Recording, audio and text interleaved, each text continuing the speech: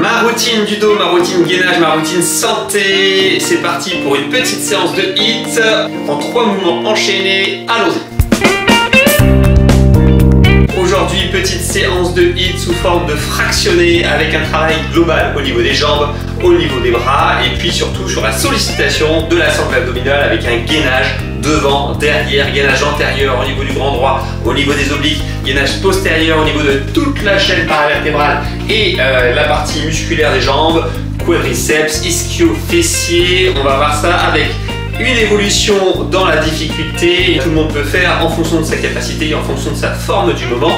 Je vous invite bien entendu à partager la vidéo si celle-ci vous plaît, à en faire profiter le plus grand nombre, à mettre un petit pouce si vous voulez supporter la chaîne et puis bien entendu vous pouvez dès à présent télécharger un petit guide dans le descriptif afin d'avoir des conseils santé gratuits. On y va pour un travail efficace qui va permettre d'entretenir le cardio et puis de laisser au repos ensuite les différentes parties musculaires. Pour commencer, c'est très simple, on va faire des fentes latérales. L'objectif, ça va être de déporter le poids du corps sur le côté, latéral, c'est-à-dire sur le côté, et ensuite vous gérez la flexion. Plus vous allez en flexion, plus vous allez en bas, plus le poids à remonter, et d'ailleurs même le poids à réceptionner, le poids à freiner est important. Et également, deuxième condition pour l'intensité, plus vous allez loin, plus c'est difficile. Si vous faites des petits pas peu fléchis, c'est facile. Si vous faites des grands pas bien fléchis, c'est difficile. Donc ça, c'est le premier exercice, avec 2 pas sur le côté, ensuite pieds serrés, et on va engager une petite flexion avec un squat qui va solliciter cette fois-ci la partie au niveau quadri, mais plus les vastes externes. Donc on fait un petit squat et on enchaîne sur une fente à droite, puis sur une fente à gauche et on squat. Squat serré à votre gauche, à votre droite et on squat serré. Allez, c'est parti. 3. Et on descend et on souffle. Et quand on souffle, généralement on remonte parce que l'effort de remonter est plus difficile. Allez, c'est très bien. On descend. On essaye tout de suite de cadencer sa respiration. Squat serré, les fesses en arrière, le dos bien plat pour pouvoir bien gérer la descente. Allez, on y va. On chauffe bien, on descend de plus en plus pour pouvoir bien gérer l'effort, bien enchaîner, bien chauffer également. Allez, c'est bien. On continue, on y va doucement. On essaie de ne pas faire de bruit dans ses pas. Le fait de ne pas faire, j'ai oublié en bas, le fait de ne pas faire de bruit dans ses pas va permettre d'être en souplesse, de ne pas choquer les articulations. Allez, dernier, c'est très bien, et on reste en bas. Allez, en statique, en isométrie, on décompte 10, 9, 8, 7, 6, auto-grandissement à chaque fois, 5, 4, 3, 2, 1, et on relâche. On enchaîne cette fois-ci par un passage au sol. Dans le passage au sol, niveau facile, je passe à genoux, et ensuite j'avance pour pouvoir lever une jambe, lever l'autre jambe, et je reviens et je me redresse. Ou sinon, je ne pose pas les genoux pour pouvoir être directement engagé avec un tiré-talon, pied flex. Donc fonction de son aisance, de sa souplesse, de sa mobilité, eh bien vous engagez comme vous pouvez pour pouvoir alterner droite et gauche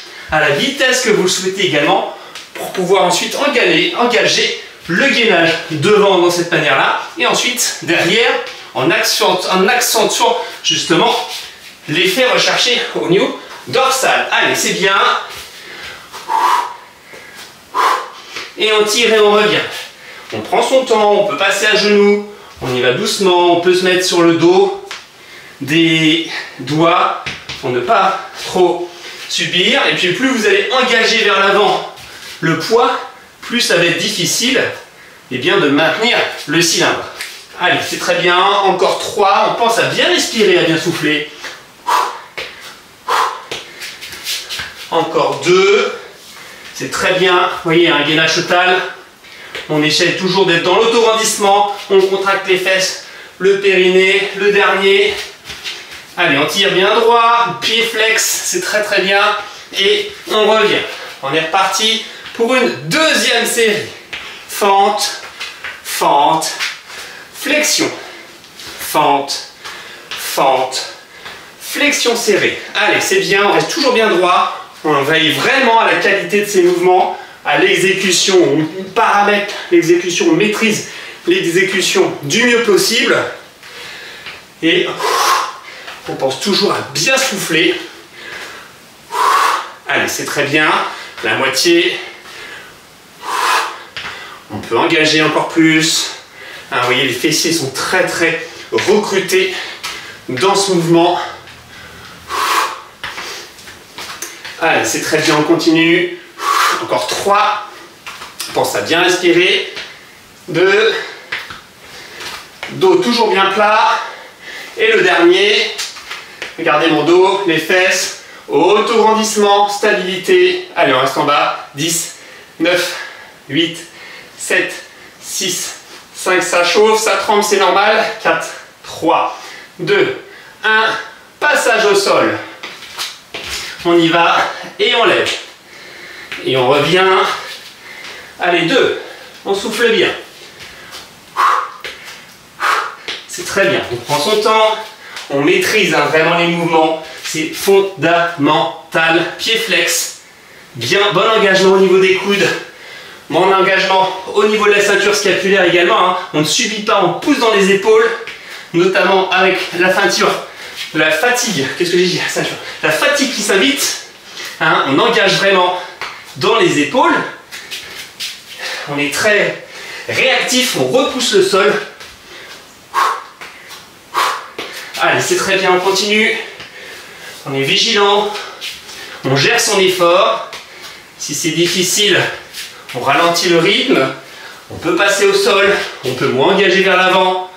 On peut être un petit peu plus vigilant sur l'extension des jambes. Allez, il en reste 3. On revient encore une fois. Donc, vous voyez, c'est un travail global qui est hyper intéressant parce que cardio, parce que musculaire, parce que gainant. Encore 2. Allez, c'est bien. On revient doucement. Pour peu que vous ayez mis votre petite musique pour vous motiver, c'est ce que je vous invite à faire bien sûr. Eh bien, allez, on respire, c'est très très bien.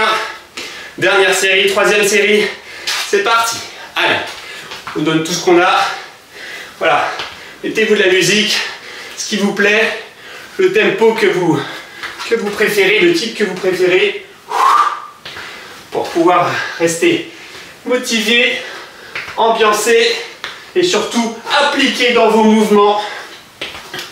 Allez, c'est bien. Encore. Allez, on donne de l'amplitude cette fois-ci. On descend bien comme on peut.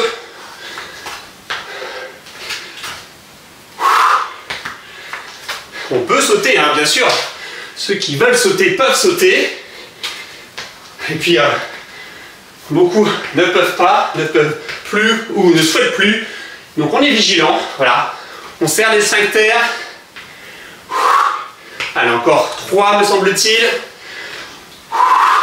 Encore 2. On descend bien. Dernier.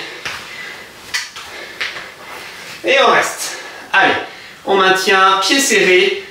On pousse les genoux vers l'avant pour être bien droit. Allez, c'est bien. On tient, on tient, on tient. Encore 5 secondes. 4, 3, 2, 1. Passage au sol. Allez, c'est parti. Genoux ou tendu. On lève une jambe. On lève l'autre jambe. Et on repousse les épaules. On pense à bien souffler.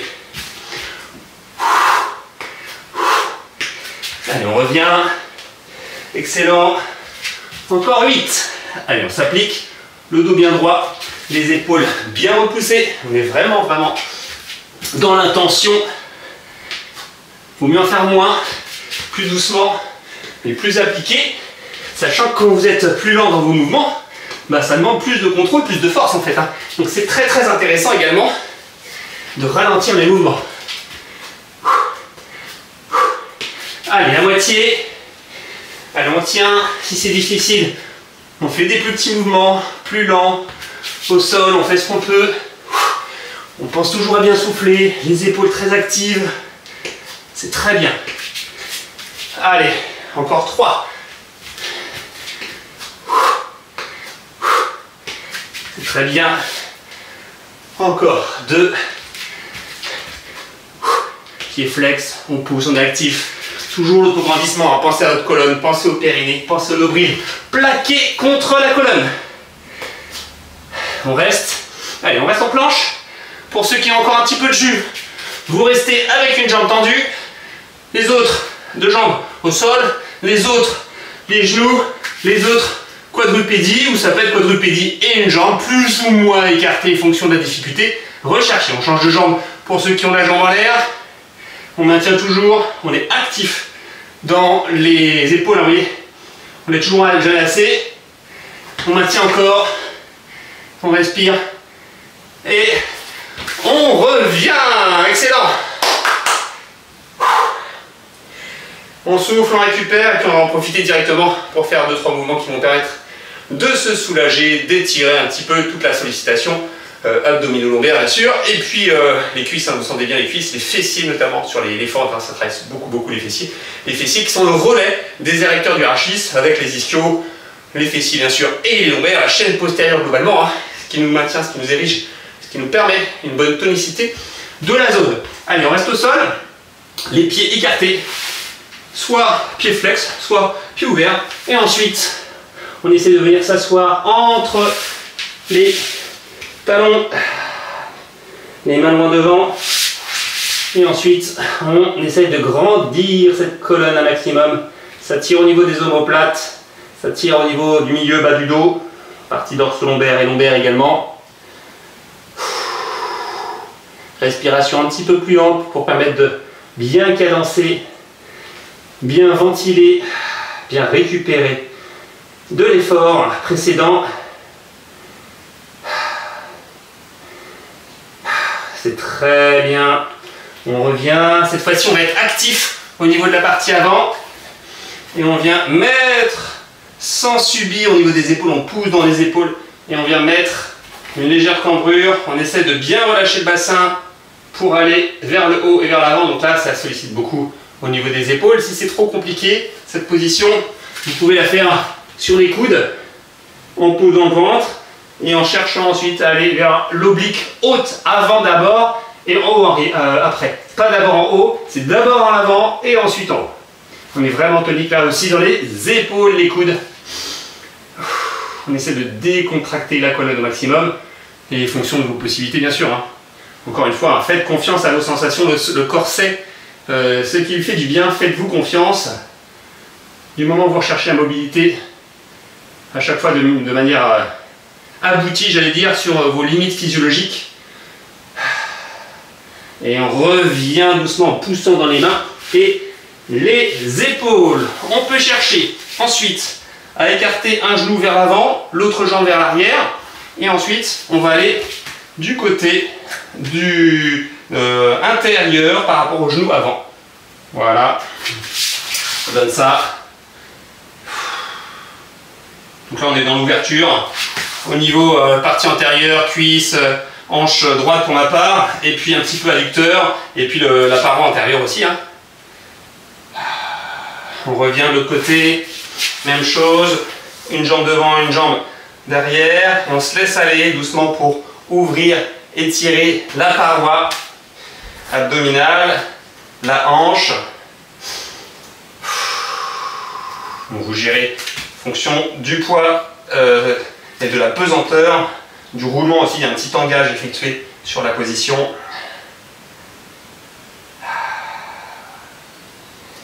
On revient doucement, on va chercher à s'asseoir pour ceux qui peuvent au niveau des genoux. On va ouvrir les genoux au niveau des talons, on va ouvrir les genoux en latéral, et puis ensuite on va se pencher en avant un petit peu. Et ensuite on pense aussi également à bien reculer les fesses. En reculant les fesses, ça ouvre la partie adducteur, donc la partie interne des cuisses. Donc vous avez vraiment une action cette fois-ci de pousser avec les mains sur le sol, en avant, d'avant, en arrière, pour vous reculer les fesses en arrière. Et si c'est pas assez, vous ouvrez les hanches, vous ouvrez l'écartement au niveau des genoux. Donc à chacun de gérer son écartement pour les faire rechercher au niveau de la partie interne, la partie intime, notamment au niveau de l'insertion pubienne, au niveau des insertions pubiennes, au niveau du pubis, à proximité, sur les adducteurs, même la partie un petit peu antérieure également du quadriceps. Vous revenez doucement, on peut passer au sol, et cette fois-ci on va chercher à croiser une jambe. Donc qu'est-ce que ça donne? Je suis sur une fesse, le genou fléchi, et je viens croiser la jambe par-dessus pour pouvoir chercher la main opposée. Et là, je grandis et j'effectue une torsion au niveau du tronc. Celui-là, vous connaissez plus au niveau de la jambe allongée, certainement, l'auto-grandissement et ensuite l'inversion pied gauche, main droite, je tire, je tourne. Le fait de fléchir un petit peu la jambe, ça va permettre d'augmenter l'appui au niveau de la poussée de la jambe avant. Donc en fait, ça augmente l'effet de levier sur la hanche dans la rotation interne et l'adduction. Donc en fait, ça tire davantage. Donc après, vous gérez en fonction de comment vous placez cette jambe de sol. Ceux qui sont très souples dans ce mouvement-là, vous êtes plutôt limité dans la sensation. Donc je vous en propose un deuxième juste après. Après, le fait d'être vraiment vigilant sur la poussée du genou, sur appliquer à la partie externe, la partie latérale de la jambe aide beaucoup quand même. Auto-grandissement et suffit à la plupart de nous. Vous changez tranquillement, à chaque fois vous êtes vigilant, donc sur un côté, sur une fesse, je croise. Et là, tout de suite, moi je sens que c'est beaucoup plus raide de ce côté-là. Je me cale, je saisis, main opposée, je grandis. Et rien que affiner le placement engage tout de suite beaucoup plus. Vous tirez, vous soufflez, vous êtes vigilant sur la ligne d'épaule. Vous grandissez, vous allez chercher au plafond avec le haut du crâne tout de suite. Pas la peine de mettre de torsion, davantage. Tout de suite, ça tire beaucoup plus au niveau des fessiers, au niveau de l'ischio également, au niveau de la partie latérale de l'aile iliaque. On souffle. C'est très bien. On revient doucement. Et enfin, on va venir ouvrir. Donc là, on ne bouge pas la fesse d'assise, j'allais dire. On vient ouvrir le genou pour pouvoir ensuite se pencher en arrière et tirer la partie antérieure, donc le quadriceps. De l'autre côté, ça donne ça. Donc c'est un classique qui est très efficace. Et si vous voulez que ça tire davantage, eh bien, vous jouez sur l'écartement des genoux. Et plus les genoux sont écartés, notamment la jambe avant haute, et plus ça prétend les adducteurs, notamment l'insertion haute, et donc plus ça tire, et plus vous vous penchez ensuite en arrière, notamment sur les coudes, en étant vigilant dans l'auto-grandissement, et plus l'effet ressenti au niveau quadricipital, voire même dans le prolongement au niveau de la main, tire la paroi antérieure, les insertions au niveau du bassin. On se relâche et on change. Vous voyez, on pivote, on se replace, talon fesses, on écarte les genoux, on gère la distance, on écarte la distance des genoux, on se penche en arrière en fonction de comment on sent les choses, et ensuite on peut même venir lever le bras au-dessus. On se détend, c'est très bien. Et on revient doucement pour finir. Et bien, en plat dos, je viens saisir, poser la tête, je viens saisir les genoux et les tirer à moi. Non pas jambes serrées, mais jambes un peu écartées, largeur du bassin, de manière neutre pour pouvoir avoir plus d'aisance dans l'ouverture de la hanche, plus d'aisance dans la traction, la rétroversion du bassin et les faire rechercher au niveau lombaire. Et puis pour ceux qui n'ont pas eu satisfaction au niveau des fessiers, eh bien vous venez croiser une jambe au niveau du genou, au-dessus de la cheville, pour pouvoir saisir en interne, en externe, le genou et le tracter à vous. Et là, effet garanti au niveau de la fesse, sans problème pour tous. Et en fonction de la traction que vous pouvez tirer, tracter et repousser, donc avoir un effet tirage, un effet poussé au niveau du genou pour augmenter l'effet de levier au niveau de la fesse. Et là, vous aurez tous les effets recherchés, voulus, sauf les personnes, cette fois-ci, contorsionnistes à la limite. Et j'en connais, il y en a. Et globalement, tout le monde est concerné par ce mouvement très efficace à double effet, effet de rétroversion lombaire. Et puis ça crée, et au niveau de la fesse également. Et on revient tranquillement.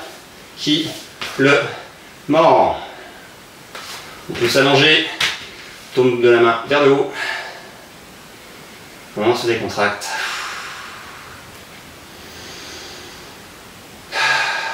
On peut avoir une respiration abdominale, donc on inspire. Par le nez, on gonfle le ventre et on souffle par la bouche ou par le nez. Hein. La respiration nasale est très très intéressante. On gonfle le ventre et une respiration neutre.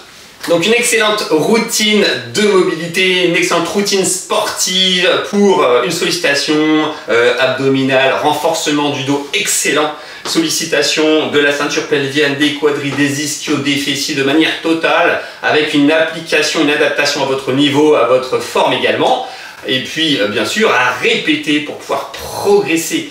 Vous le savez, vous pouvez soutenir la chaîne et l'aider au référencement par un petit pouce en l'air. Vous pouvez également, si vous le souhaitez, envoyer cette vidéo qui vous a plu à d'autres personnes pour qu'elles en profitent. Et puis vous pouvez également continuer à bouger parce que c'est le maître mot. Avant ça, n'hésitez pas à télécharger votre petit guide afin d'avoir des petits conseils santé faciles à appliquer et gratuits. Et puis bien entendu, bougez-vous!